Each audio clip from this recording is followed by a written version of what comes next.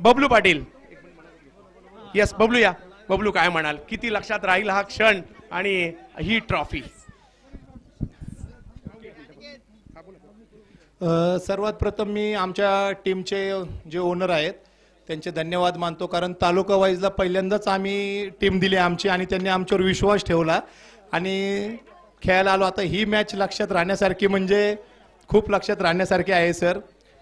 सगळ्यांना मी एकच सांगेल की मारले म्हणून सांगत नाही, पण ज्यावेळेस आपण बॅट्समन असेल बॉलर असेल ज्यावेळेस तो आतमध्ये खेळत असतो त्याचा पूर्ण जोश असेल उत्साह वाढवण्याचा प्रयत्न कोण करत असेल तर हे सगळे कॉमेंट्री मॅन जे असतात ते करतात. त्यांच्या जोशमुळं आपण बॉलर असेल बॅट्समन असेल ते ते बोलत असतात किंवा आपल्या जुन्या ज्या इनिंग असतात त्या आठवण करून देतात, त्याच्यामुळे अजून जोश वाढतो. सांगत असतात एवढ्या ह्याच्यातून ते ओरडून सांगतात, त्याच्यामुळं जोश अजून वाढतो.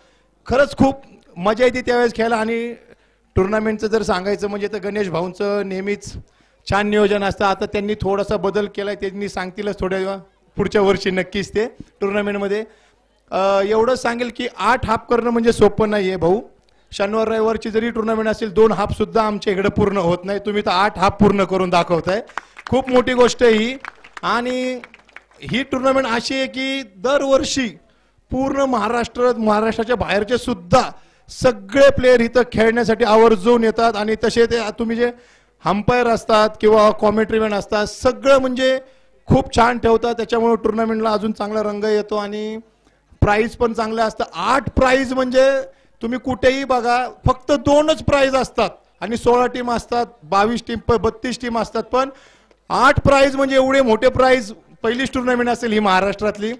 भाऊ तुम्हाला तुमच्या स्पर्धेसाठी माझ्याकडून इथून पुढच्या सर्व स्पर्धेसाठी खूप खूप शुभेच्छा. आणि खेळ चांगला झाला, पब्लिकचाही खूप सपोर्ट मिळाला. 1 6 गेला की पब्लिकही ओरडत होतं, कोणतरी ओरडत होतं मार मार फोड फोड हे ते म्हणजे मीच नाही कोणी असू द्यात सगळ्यांना जोश येणारच खेळताना. सगळं कमिटीचे आमचे संघ सर्वांचं धन्यवाद. थँक्यू. एक जो एक शेवटचा एकच प्रश्न, शेवटचा क्षण मनामध्ये काय चाललं होतं आणि तो क्षण कुणाला समर्पित कराल? शेवटच्या बॉलवर बबलू पाटीलने पुन्हा एकदा अंधारात षटकार मारलाय. तो क्षण म्हणजे माझा लहान मुलगा आहे शौर्य आणि माझी आई माझी रात्री माझी 3 वाजता मॅच असेल तरी पण बघत असते. आईला काय एवढं समजत नाही, पण माझा मुलगा जिंकला पाहिजे. मला जर कोणी हरवलं तर माझी आई त्याला खूप बोलते म्हणजे असंच.